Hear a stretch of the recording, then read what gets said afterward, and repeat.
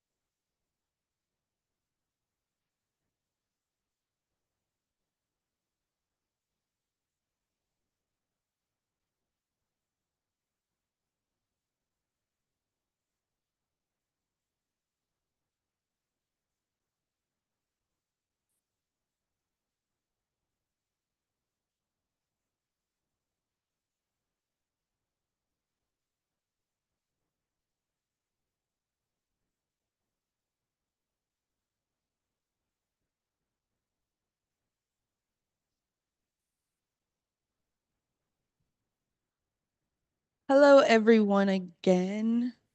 Can I turn it down? Thank you for joining us for the special event today.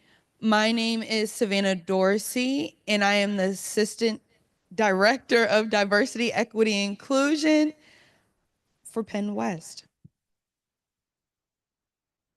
Can I turn this down? Can I turn it down? Sorry about that. On October 27th, 2018, three religious services were underway in the Tree of Life Synagogue in Pittsburgh when a gunman entered the building, opened fire, and continued shooting for 20 minutes. 11 people were killed, 6 injured, and a whole community was left grieving. This was the deadliest attack on the Jewish community in American history. Earlier tonight, we watched a powerful documentary about the Tree of Life synagogue shooting and the stories of the survivors after the event. When we first began planning this event, it was originally just an opportunity to show the documentary on campus and raise awareness towards growing anti-Semitic sentiments in the world and how compassion can help to eradicate hate. Now, we are fortunate to welcome two survivors from who will share their experiences, reflect on the impact of the documentary, and how this event has shaped their current lives and advocacy. To guide tonight's discussion, I'd like to introduce Alina Clark, our other Assistant Director of Diversity, Equity, and Inclusion Initiatives, who helped organize tonight's event. Please join me in welcoming Alina.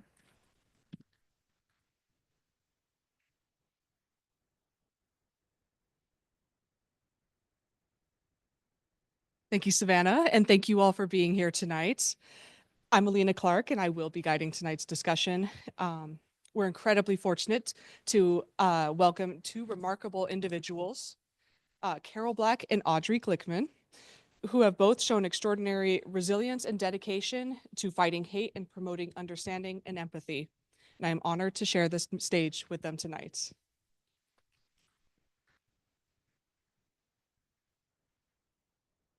Carol Black is a member of the Pittsburgh New Light Congregation, and she was at the Tree of Life Synagogue for a Shabbat morning service in 2018 when the shooter took the lives of 11 worshipers. She is both a survivor and one who lost a family member, her younger brother, Richard Gottfried. Audrey Glickman is the author of Pockets, The Problem with Society is in Women's Clothing. Truly. Audrey Glickman has most recently served as a rabbi's assistant, but she has prior experience working in nonprofits, government, advertising, and as a legal secretary. As a native Pittsburgher, Audrey has served on many boards, organizations, and committees, advocating for many causes, including equal rights, secure and recountable voting, preserving the earth, promoting good government, and improving institutions, as well as tending and understanding to our fellow human beings. And pockets, and deeper pockets for women. Thank you both. She's very busy. Thank you both for being here tonight and for making the journey down from Pittsburgh to share your stories and tell us about your advocacy within the community. So to kind of begin with, will you please share a bit more about yourselves and maybe your connections to the Tree of Life community and what that community means for you? You want to start? Okay. Can you hear me? Yeah. Right. I am a member of the New Light congregation, and we used to have our own building in Squirrel Hill, but it became too difficult to maintain. So we sold it and moved into the Tree of Life building in 2017. And we were there for 11 months when the shooting happened. And the unfortunate thing, my brother was one of the 11 people murdered, and I'm lucky that I got out alive. And so since I did get out of alive, I feel that it's very important to really let the word out about how terrible all the hate in the world is, and that it affects real people, and it ruins lives and changes lives, and it makes life difficult for the others that are hated. And so if there's any power in my words or in any of the things that I do to make a difference, if I can change one person's mind, then I feel like I've been successful. So I am a member of Tree of Life, and we've lost use of a building. The building is still under construction to be refurbished because of all the damage that was done. And you have to make things up to code, and you have to make things accessible. And so 2/3 of the building have been demolished. But meanwhile, it, as Carol says, it is worth it to go and talk about this and explain to people what's happening everywhere, everywhere. Hate is everywhere, and wars, and we get hit with the word genocide a lot now. There are genocides happening all over the place, and we can stop it. If we all get together, we can make peace happen, as I just said in the film. Absolutely. And I feel like one of the biggest things with that is, as trying to make a difference and trying to promote peace and positivity, is finding that kind of community. And in the years since this event happened, it's already been over 6 years. How would you describe maybe the resilience and strength that you have seen within yourself and your community in this time? Go ahead. Well, apparently I started out resilient. I wouldn't have described myself that way, but the very first thing that I wanted to do was speak out and shout that this was a hate crime and we can't tolerate this. We can't tolerate hate anywhere. Let me tell a little story. After we were debriefed by the police, right after the shooting, and we were taken to the Jewish Community Center where people were meeting to find out who had survived. I was with my buddy Joe, who you saw in the film, and I said, Joe, I'll be right back. I'm going to the ladies' room. And I walked down the hall, and standing there in the hall was under construction at that point. And standing right there, I had no choice but to pass him, was Tim Stevens, who is the founder and the head of the Black Political Empowerment Project. Tim and I had worked on voting rights and civil rights and police and domestic violence, all kinds of initiatives over the years. We knew each other well enough, and I contribute to the Black Political Empowerment Project. They actually have a great fundraiser every year with great music. Besides that, I contribute. So when I saw Tim, why else would he be there? Somebody understood that this was a hate crime. And that was a big burden off my mind, that I had clarity that there was at least one person who knew it was a hate crime and we could move on from it. And at that point, I said, I have to write about it. I have to speak about it. I have to do everything that I can. And then we went forward and found out who we had lost. That all happened right there at the end of as it happened, right at the end? Right after you Yes. escaped? Yes, yes, it was, well, it was hours that we were debriefed by the FBI and the police. But It was an immediate reaction. it was right away, right away. What about you? And for my part, I knew that I was not going to let what happened stop me from doing the things that I wanted to do. I wasn't going to be afraid to leave my house. I wasn't going to be afraid to do things that I wanted to do. I certainly wasn't going to be afraid to go back to the synagogue. And the very next week, I went back, and I've been going back every week since then. And I just can't help but think that my brother is smiling because I'm doing that. I think that if you are afraid to do things, then the shooter wins again. And I refuse to let that happen. Absolutely. And in this time of when we really are seeing this huge increase in hate-filled rhetoric and this kind of division that is more present now than ever, what kind of actions or initiatives do you believe that people can undergo to kind of stop hate before we even have to deal with the extreme of it? Listen, they can listen and they can learn and they can stop scrolling their feed to see what their cohorts are telling them and what propaganda is pouring into their inboxes. They can stop and say, what's going on? What's happened? Why are people doing this right now? Why are people doing that right now? Why is Elon Musk maybe doing a Nazi salute?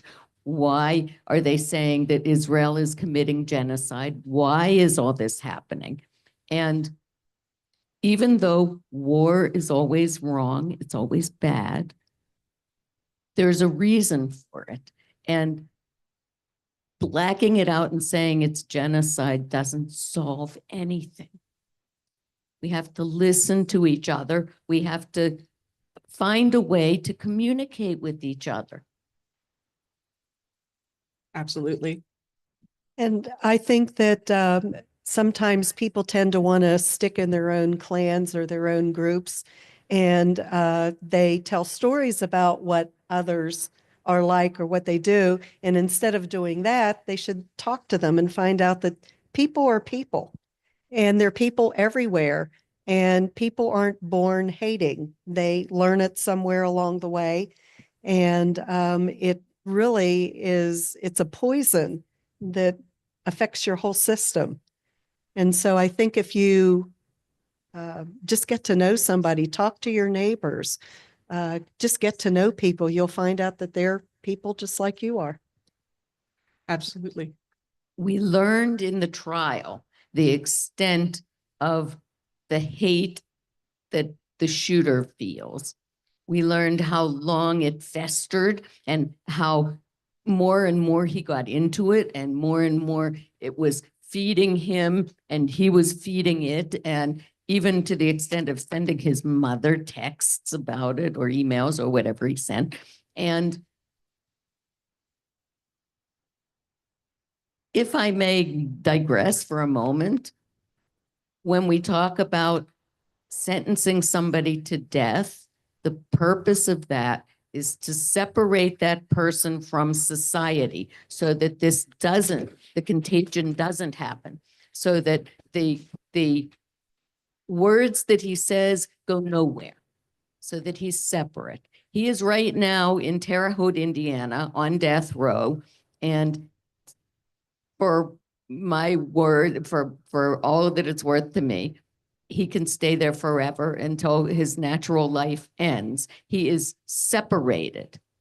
When had we erased the trial completely and sentenced him to life in prison, according to the testimony in the trial by his own witnesses, that prison, ADX, which is likely where he would have been housed, offers all kinds of chances for the criminals to talk to each other, for them to, he's over 50, he plays pinochle. With other people. He has more computer time if he behaves himself. He has more chance to communicate. That's what we don't want to have happen. And life in prison is not life in solitary confinement. Life in prison is, they want to keep them happy, according to the testimony, because then they don't fight each other. And so they talk and they communicate, and they communicate with the outside world much more. So that's when we advocate, as Dan Legger says in the film, he doesn't believe in the death penalty. It's not a penalty. We don't punish with death. It's a sentence to death. And if we can find a way to make a sentence that isn't death, if that's what we want, but is still separate from everyone else, then we've come up with an answer. If we come down the middle of the road and say, what makes everyone happy? It solves all the problems. We're not taking a life, and we're not letting him communicate with other people. Make a law for that, not commute sentences of people who have been convicted, not wipe away the crime completely from whatever people have done. That, and certainly not by presidential action by either president, because both presidents have given too much freedom to people who shouldn't have that kind of freedom, in my opinion. I agree. Yes. And thank you. And I do think that that is one of our biggest problems too, is that it's so easy to continue on these messages. It's so easy to spread the word with all the technology we have, and how easy it is just to get locked in our isolation chambers on all sides and everything. And being able to just listen and really listen to other people, that's a skill and a talent to learn, to listen and hear. And so part of this in your advocacy and speaking out since the events, how do you feel that that has contributed maybe to how you have healed personally? I know it's never a finished journey, but maybe your journey as well. For me, it's been very cathartic to speak to people about this, and to feel like, maybe I've been able to help educate somebody about some of the evil that exists in this world. And as I said before, if I can change one person's mind, then it's a win. And it's very important. So I actually enjoy doing this, and look for opportunities to share my experience or my story wherever I'm able to. Carol just spoke for me as well. I agree. Yes. And I would say it's really just a huge thing that us working in the Office of Diversity and Inclusion, that's what we go by as well, is if we can reach just one person, if we can just change maybe how someone thinks just a little bit, that's already a win. It causes that trickle down effect that really grows and builds like a snowball. I feel like I've been given a second chance at life, and so I want to make the most of it. absolutely. And I do feel like the message has been received. It's clear. It's very emotional. I had chills the entire time watching this documentary, and That makes me cry every time I see it. I know it's so sad, and it was really well done. So may I say one thing about the documentarian who made the film, Trish Adlesic, before this film made I Am Evidence, which was the film about the untested rape kits that started the rape kits getting tested all across the country and started all these serial rapists being imprisoned. And she has since made the ABCs of book banning, which was up for an Oscar. It did not win the Oscar, but it was up. It's a short documentary, and I think it's available online. Okay, yeah, that'll definitely be something She, to check she is into. tremendous, and she was wonderful to work with. I can tell because it would require such a, a certain kind of person to be able to document and come into these personal lives of a community that's grieving, that's recovering and trying to figure out what to do. She learned how to do it with I Am Evidence, with all of those people who were bearing their souls to the camera. And she used the same technique with us, where we all had buy-in to the final product so that it would say what we wanted it to say. It's really kind of a coincidence that she happened to be in Pittsburgh. She grew up in Pittsburgh, and her father was still living there. And she came to help him celebrate his birthday and was there when the shooting happened and immediately sprung into action. Really right on scene, truly. Yep. And so in thinking about this documentary, so do you feel that it has adequately maybe encompassed your experiences and your reflections since then? Like, it's still very relevant today. It still very mirrors our world today. But do you still feel that it is an adequate reflection of you? I do. And so do I. And so then with that, like, part of this was thinking of the role of media as well, and talking about the director who discussed the director who was able to use her platform to create change as well.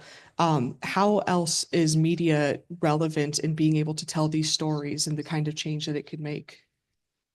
Look at Hannibal Locumbe, who the composer in the film.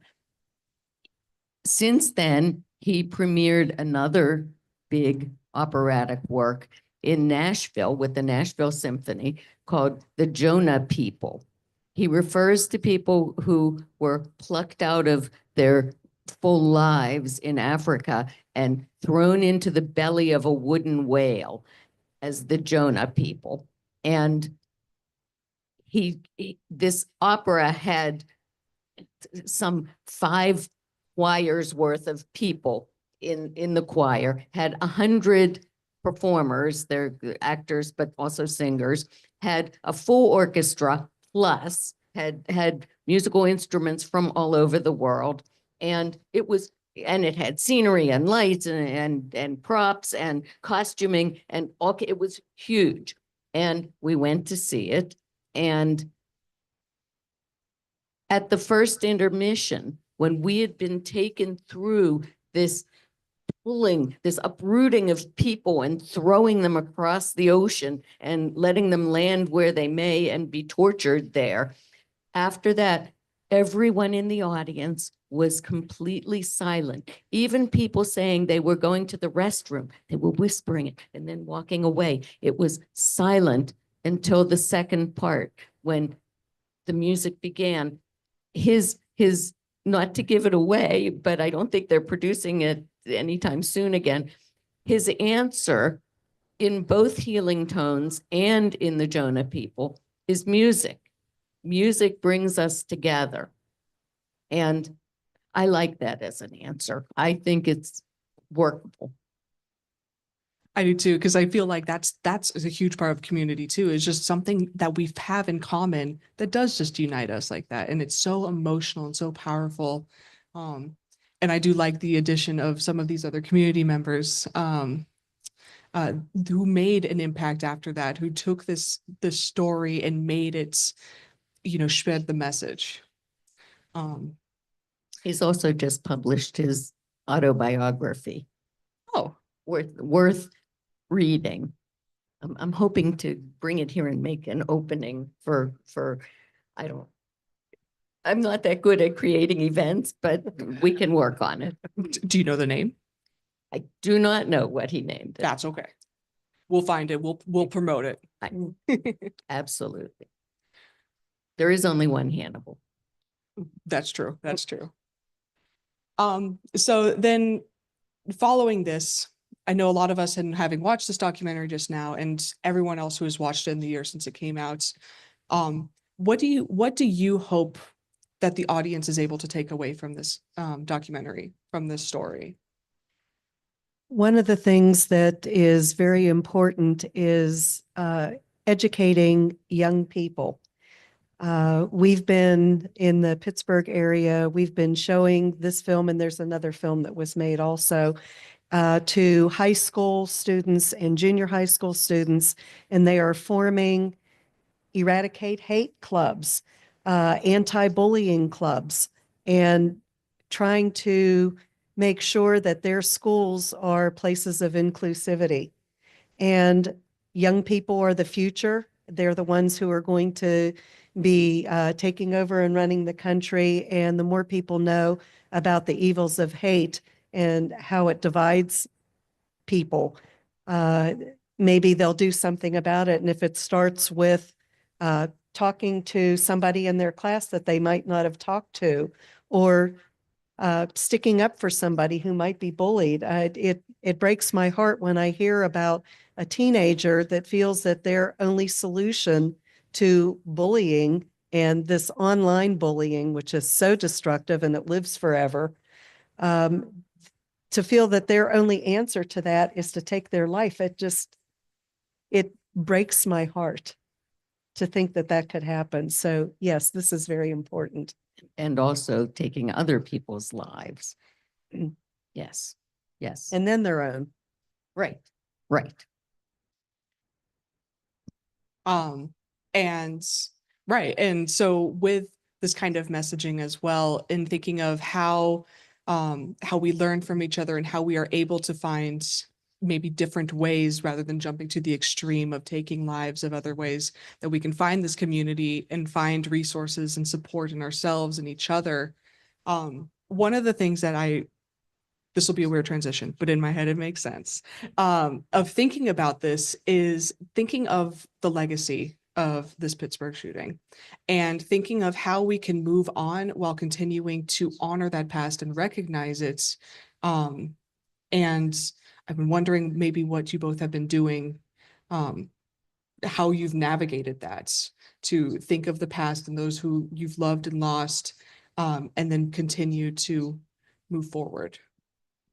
So Carol's answer will likely be more poignant than mine. So I'm going to point out that there are still people suffering from it, that when something like this happens, the people who are involved in the core are hit the hardest, but are the quickest to come to some resolution. It's not always a recovery, but it's some resolution.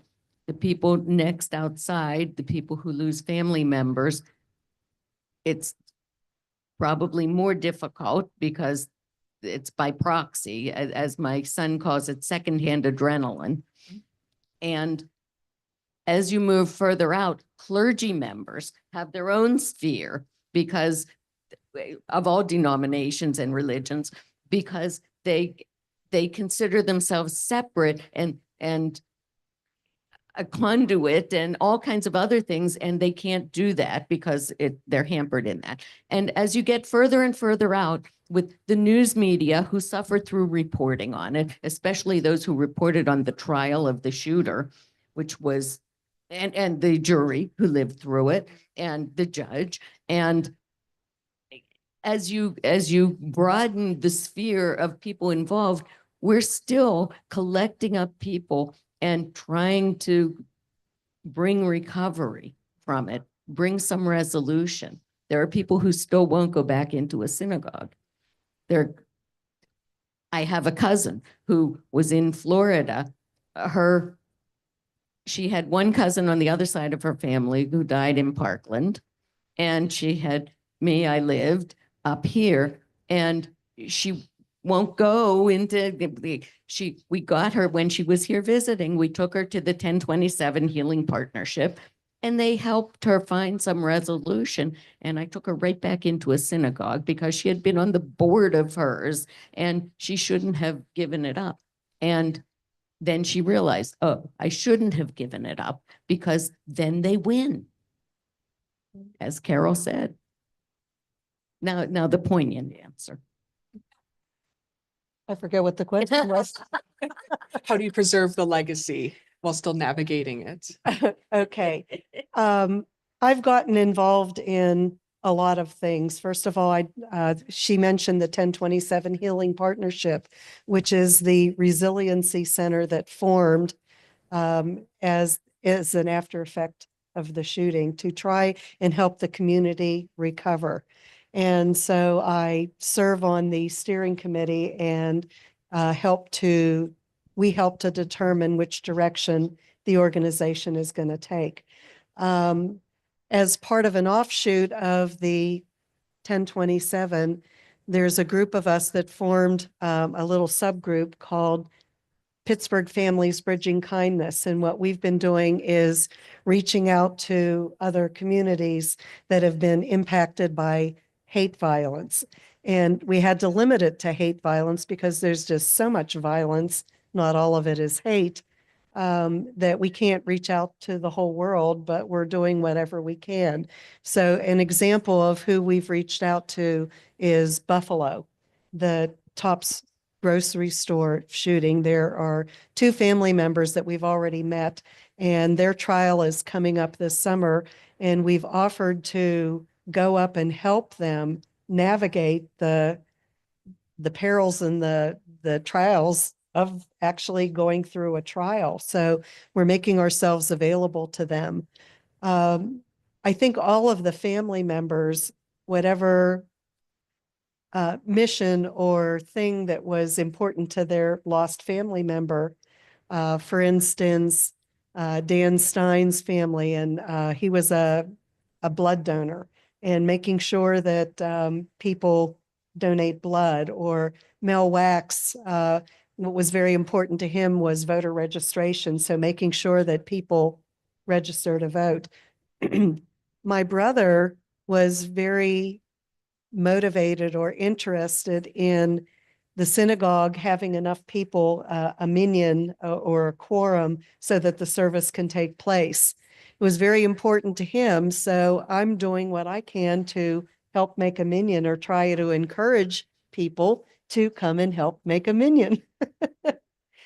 So I think all of the family members are doing things like that. I know the Feinbergs, Joyce was she started a movement of 2 for Seder, and making sure that when the Seder happened, that at least 2 people who had never been to one and don't know what it's about were invited to come and be a part of that. And that's a big, 2 for Seder has become a big movement. So there's all of these things, activities that are going on, and they all rose out of family members deciding they wanted to do something in the memory of their lost loved one.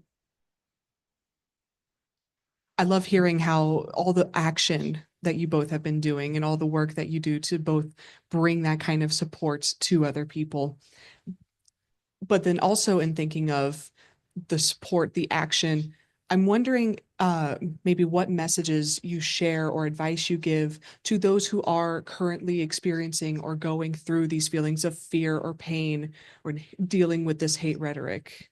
What do you advise for your cousin or for these people you work with? So it's been harder doing this with Jewish people. I'm Jewish. All my life, I've been working for the Gertrude Stein Political Club, has been educating politicians about how to understand LGBTQ issues and women's rights issues. We recently had so many people pass away in the club that we disbanded it, and I kind of miss it. You can still look at us online and see how we firmly grilled people. It's easier to do that for people who are not you, because you're talking to people who are not the other person. When you're talking to people about yourself, You're coming from a different place. Why should men be in favor of women's rights? Because only men can change other men. Women can talk until we're blue in the face, and the men won't listen to us until one man says, you know, they're right about that. It's better for everybody if we do that. So talking about Jewish people has been a long haul education project for me. It's tough to do. I think also when people are experiencing traumatic loss like we did, and you need to talk to somebody, so you can't be afraid to go and see a therapist. I went to a therapist for 5 years, and it really helped me to deal with the guilt that I feel every single day that I'm alive and my brother is dead. And it's been very, very hard for me. But I got out alive, and I'm going to keep living, and I'm going to keep doing whatever I can till my dying day, hopefully a long time from now. Anyone who's a victim of hate can come to me. I will house them. I will put them in my basement and let them live there, and until they come for me.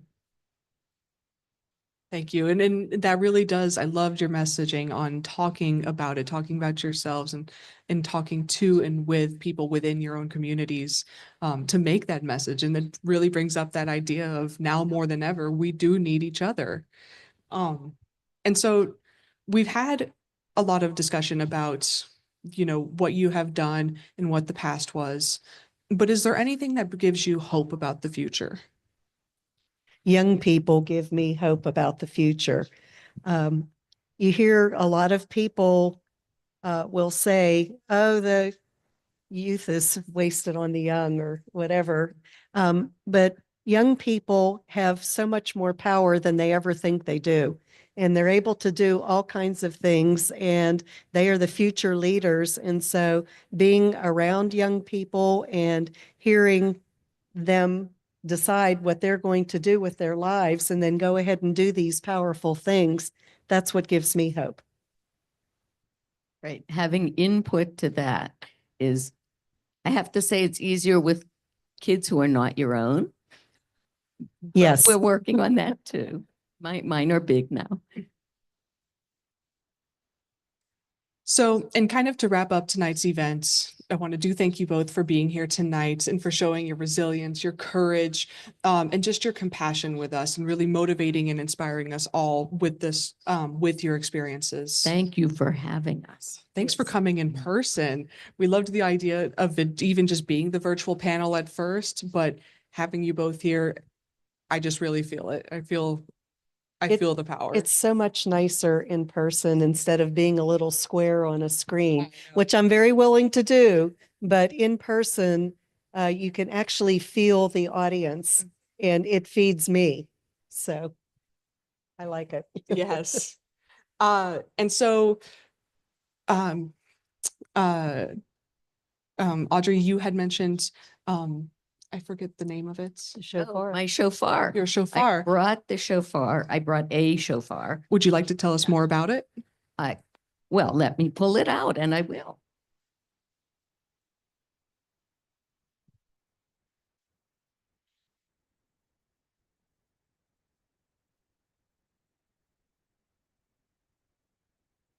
I presume people online can't hear unless I use the microphone. And shofar sounds may not work on Zoom because I think Zoom cancels out big noises. Huh. But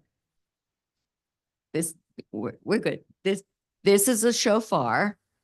It's made out of a ram's horn. The big one that I was using in the film is made out of an eland horn. They also have antelope horns. Humanity has been making horns out of things, including elephant tusks, which are called olifants. They made those in India back in the day. You soak them, and if you soak them long enough, you can hollow them out, and you can form the mouthpiece so that you can blow a sound, and you buzz your lips the same way as playing a brass instrument. And you make the sounds. There are certain calls that you make for the high holidays, but you can make any kind of call. Shofar is mentioned in the Bible as what's going to come with salvation. There will be a great shofar sounded. It's also a way to call people to action and to call people to dinner, call people whatever you're calling them for. And so I would like to kind of conclude tonight's event with the sounding of the horn to kind of to acknowledge and appreciate your experiences, that you not only honor the memory of those we have lost, but that you are also very inspiring for us to keep moving forward, to create a world, to create a safer world, and to show that hate has no place here.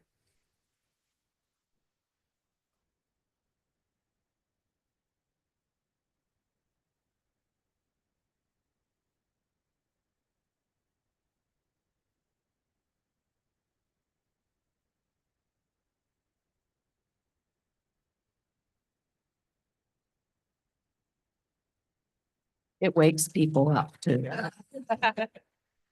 Thank you, thank you. Thank you again for being here tonight. I would like to offer maybe the possibility of some questions from our audience or people from on Zoom, if there are any. Give us the hard questions. The hard questions. You Um, shout it okay, yeah, no problem. and I'll repeat it. So for us, for Jewish, and I've had a lot of other ethnic and religious minorities, we know the power of words. And the question I have, what would you say to people who might be easy to dismiss what leaders or politicians or anyone is saying? Oh, sorry. No. I lost my train of thought. 1 second. No, it's okay. Let me start that again. I'm so sorry. I'll try to sum it up. So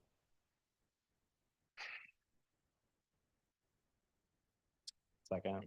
The dismissive words that leaders are saying. Yes. So dog whistles, right? So sometimes, you'll tell people this is anti-Semitic or this is racist, and they'll be like, nah, they're just saying this. What would you say to people to listen,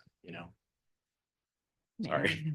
I have just written 11 blog posts on the Pittsburgh Jewish Chronicle blog about brainwashing, at different levels of brainwashing. It's not my best writing, but I had to get it out there because that's what all of this is. It's use of words to grab attention, use of words to trigger feelings in people. And it escalates from there until you get to the point where you're completely controlled by whatever it is. And if we don't start understanding that that's what's happening to us, then we're in big trouble. Because as soon as the next person grabs your attention, you're roped in. So yeah, I don't have an answer specifically, but just we all have to learn. Maybe you have a better answer. Nope. Yours was pretty good. I'm sorry, but I have to leave, but I have to say that I'm going to quote you with the cause piece.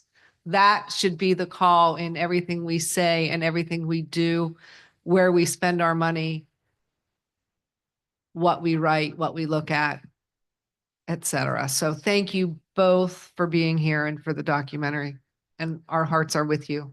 Thank you. Thank Thank you for you. watching it. Cause peace and have pockets.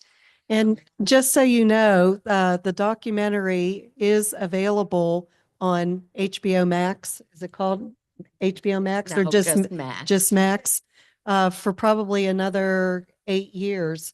And so encourage your friends, your relatives, your neighbors to see the film, because the more people who see it, the more awareness there is of the nature of the difficulty.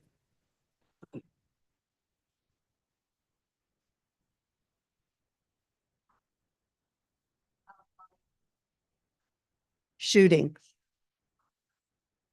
Right. Yes, we call it.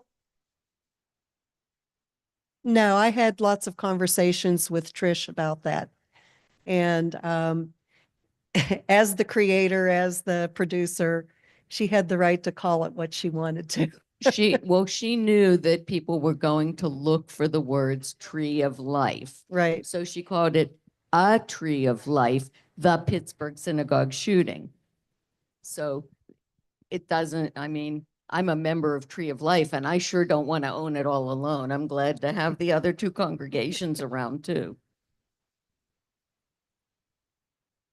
You know, as a result of the film and among other things, I didn't know Audrey before the shooting. I didn't know anybody. Just to say hi to each other.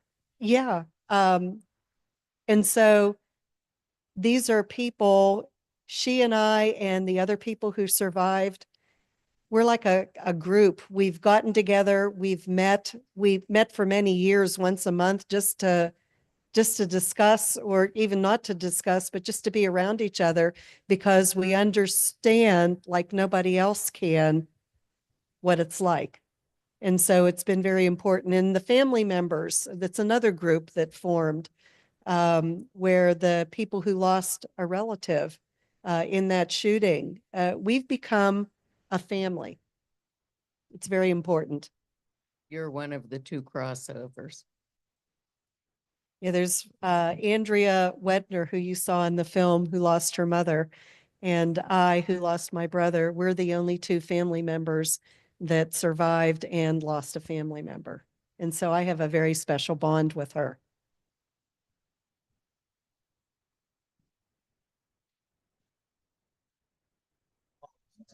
I can't read that far.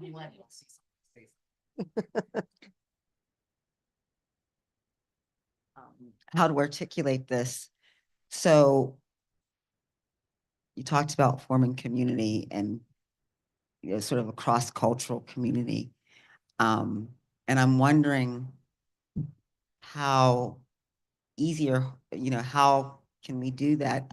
You know, I think about going into a worship service where I'm not known, and, you know, understanding who the safe people are.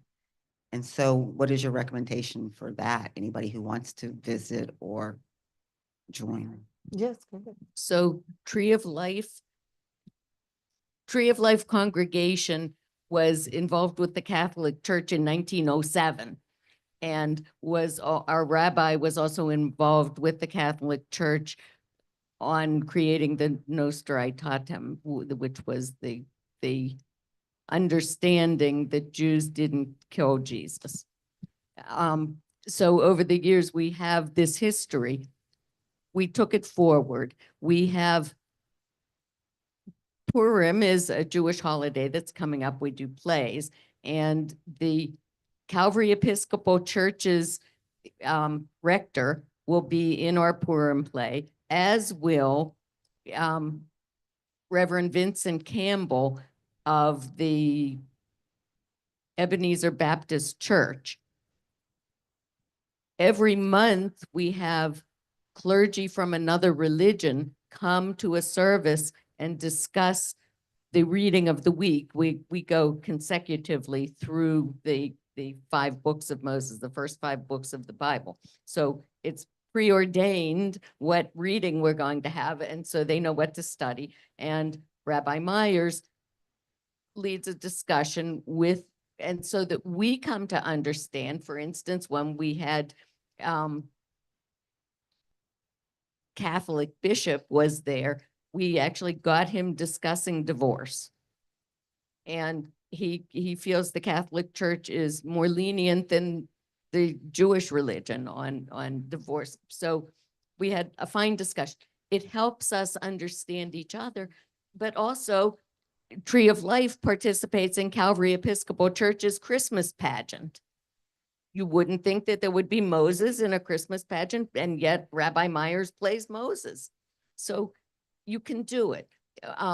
When I was being a rabbi's assistant at Beth Shalom, you saw, I don't know where you're going. Losing his name. I'm I'm sorry. I can't help you because I know where you're know, going.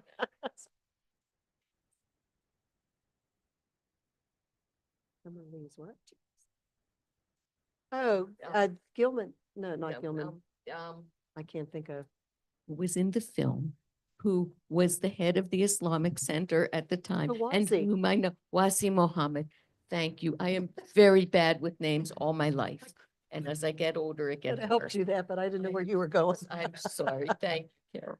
So Wasi Mohammed had been to Beth Shalom, which was where I was working as a rabbi's assistant, to do Torah study with the rabbi there mere months before the shooting happened.